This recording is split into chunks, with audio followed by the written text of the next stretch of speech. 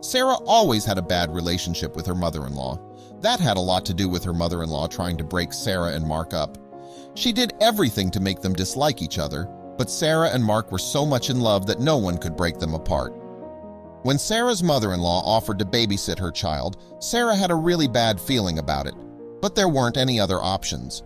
Without Mark knowing, Sarah installed a hidden camera to check up on her mother-in-law. Because when Sarah opened the app with the camera on her phone, she couldn't believe her eyes. "Am I seeing this right?" she asked herself in shock. But before we start, make sure to subscribe if you haven't, and hit that notification bell so that you won't miss any new stories. Sarah couldn't believe it. She should have gone with her gut instinct. She'd always known something was wrong with the intentions of her mother-in-law, Lily, especially now that she was a grandmother. When Sarah realized all this and saw Lily for who she really was, she turned completely pale. How could a grandmother be like that? The day that Sarah was fearing finally arrived. She is a nervous wreck. Only hours before her mother-in-law is supposed to be there, her husband Mark leaves. Now was the time to install her hidden camera, the only reason why she even allowed herself to leave the house.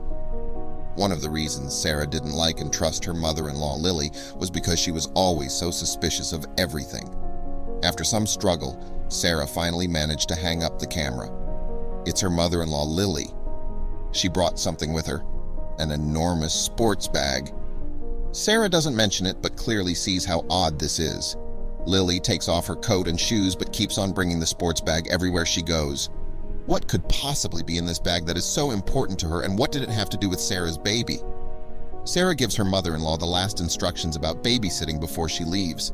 Lily seems distracted, looking for something. She keeps on looking out the window, watching the street. Sarah feels anxious about this behavior. Sarah has to leave by now. Her mother-in-law cheered up now that she knew Sarah was leaving.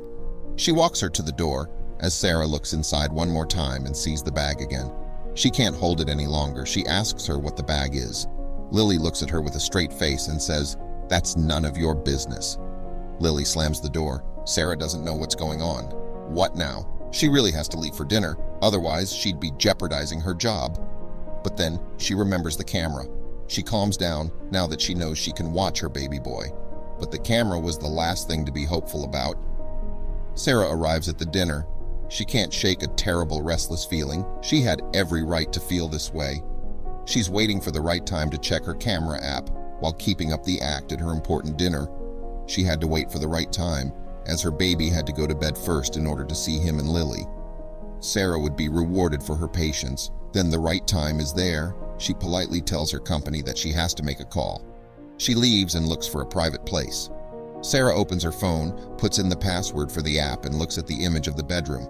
She's absolutely shocked because Sarah can't see a thing. The whole image is just black.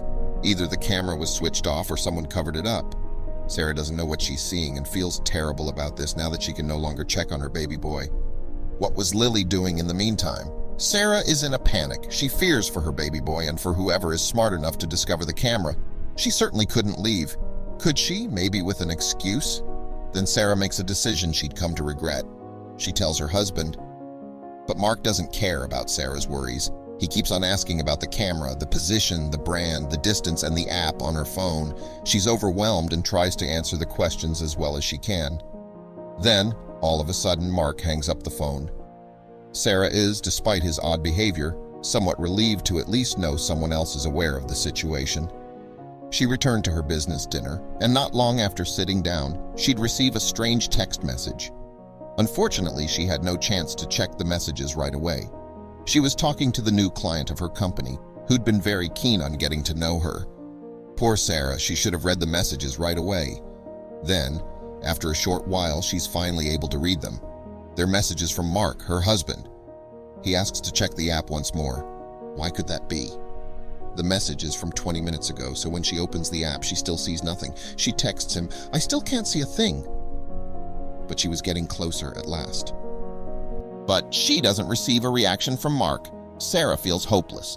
Luckily, the dinner is coming to an end. Sarah can finally leave. She just wants to leave and get home to see her baby. Then, after finally leaving the restaurant, she receives a message from Mark. "You have to be closer to home to be connected to the camera.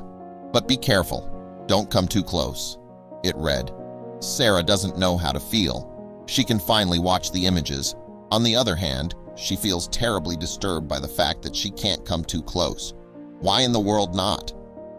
Sarah leaves the restaurant and starts walking home as she tries to get a hold of Mark. He doesn't answer. As she comes closer, she tries to open her camera app every now and then, but she keeps seeing the black images. Would she be on time? Then finally, Mark calls her back. He tells her to hurry. Hurry? Why hurry? What could be going on? What did he know that he didn't tell her? Sarah starts running. Before hanging up, she asks whether can't go there before her in case he's close by.